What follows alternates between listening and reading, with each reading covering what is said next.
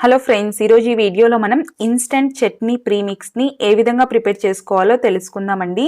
ఇది ఇడ్లీ, దోశ, పూరి, అలాగే పొంగల్ ఇలా ఎందులోకైనా చాలా బాగుంటుంది. మనం రెగ్యులర్గా చేసుకునే చట్నీ లాగే ఉంటుందండి.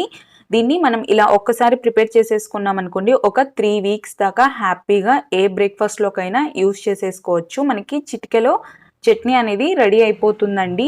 పిల్లల స్కూల్ హడావిడిలో వాళ్ళకి క్యారియర్స్కి చాలా బాగా హెల్ప్ అవుతుందన్నమాట. మనకి ఇలా కొన్ని ప్రీమిక్స్లు అనేవి చేసి పెట్టుకోవడం వలన ముందుగా స్టవ్ మీద ఒక ప్యాన్ పెట్టుకొని అందులోకి 1 కప్పు పల్లీలు తీసుకోవాలండి. ఆ పల్లీలని బాగా వేయించేసుకోవాలి. పల్లీలు వేగగానే మీరు ఏ కప్పుతో అయితే పల్లీలు తీసుకున్నారో అదే కప్పుతో 1 కప్పు పుట్నాల పప్పు తీసుకొని ఒక 2 నిమిషాలు వేయించాలి.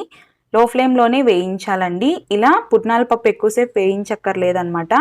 2 మినిట్స్ వేగగానే ఇందులోకి ఒక 10 నుంచి 15 దాకా ఎండుమిర్చి తీసుకోవాలండి మీ స్పైసెస్కి తగ్గట్టుగా. అలాగే ఒక చిన్న నిమ్మపండు సైజ్ అంతా చింతపండుని తీసేసుకొని 2 నిమిషాల పాటు వేయించేసేసేయాలి. ఇప్పుడు స్టవ్ ఆఫ్ చేసుకొని వీటిని కంప్లీట్గా చల్లారనివ్వాలి. కంప్లీట్గా చల్లారిన తర్వాత ఒక మిక్సీ జార్లోకి వేసేసుకొని ఇందులో రుచికి సరిపడా ఉప్పు వేసేసుకొని లాంగ్ పల్స్ ఇవ్వకుండా మెల్లమెల్లగా తిప్పుకుంటూ దీన్ని మెత్తటి పొడిలాగా చేసేసుకోవాలి.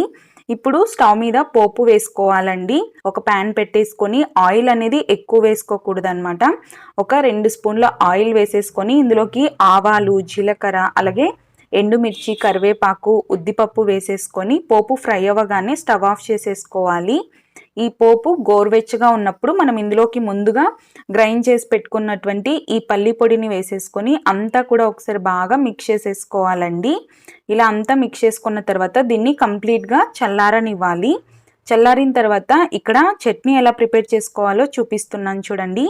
ఒక కప్పులోకి మీకు ఎంత క్వాంటిటీ చట్నీ కావాలో అంత పొడిని తీసేసుకొని ఇందులోకి గోరువెచ్చని నీళ్ళని తీసేసుకోవాలండి. కొద్ది కొద్దిగా వాటర్ యాడ్ చేసుకుంటూ మీకు గట్టిగా కావాలన్నా లేకపోతే కొంచెం జారుగా కావాలన్నా అనేది కన్సిస్టెన్సీ మీ ఇష్టం అండి. ఇలా మిక్స్ చేసేసుకొని ఇంకా మనం చట్నీ అనేది సర్వ్ చేసుకోవచ్చు. దీన్ని ఒక 8 డబ్బాలో పెట్టేసుకొని స్టోర్ చేసుకుంటే 3 వీక్స్ దాకా ఉంటుందండి. మీరు ఫ్రిడ్జ్లో పెట్టుకుంటే ఇంకా ఒక 1 వీక్ ఎక్కువే వస్తుంది. Thanks for watching.